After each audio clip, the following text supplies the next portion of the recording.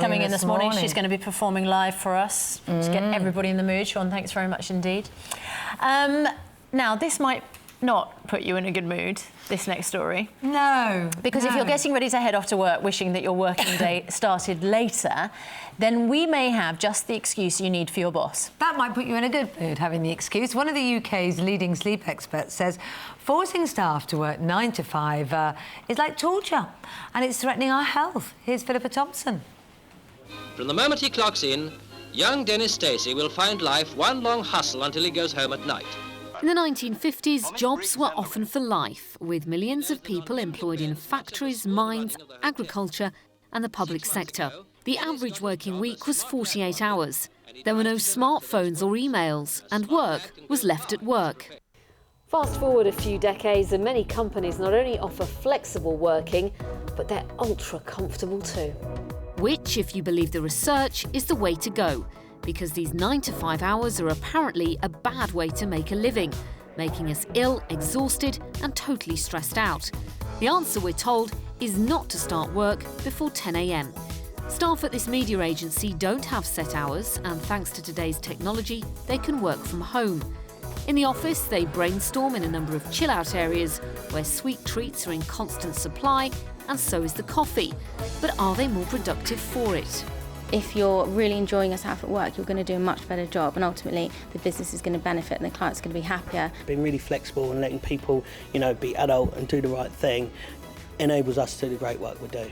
In terms of modern business, working to 9 to 5 just isn't really feasible. But taking a break isn't always easy when we're at the mercy of our technology.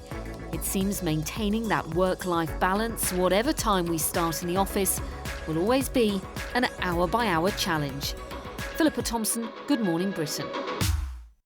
Dr. Hilary joins us now to discuss this. Well, I thought up until now the problem was with night shifts or working, during time when you don't get a lot of sunlight.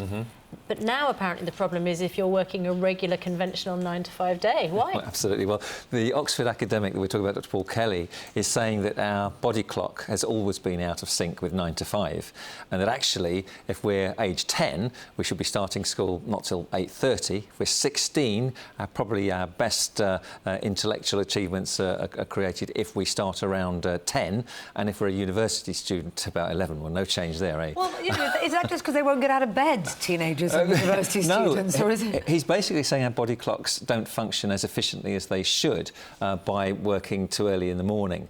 Now, he says that we could improve school performance and grades by 10% if we moved school times, which is quite a statement to make, although in his own experience he's actually proven that as a head teacher in the past. So it's really interesting. However, my view, and that of probably several other cynics, will be that it's a lifestyle issue more than work or a school issue.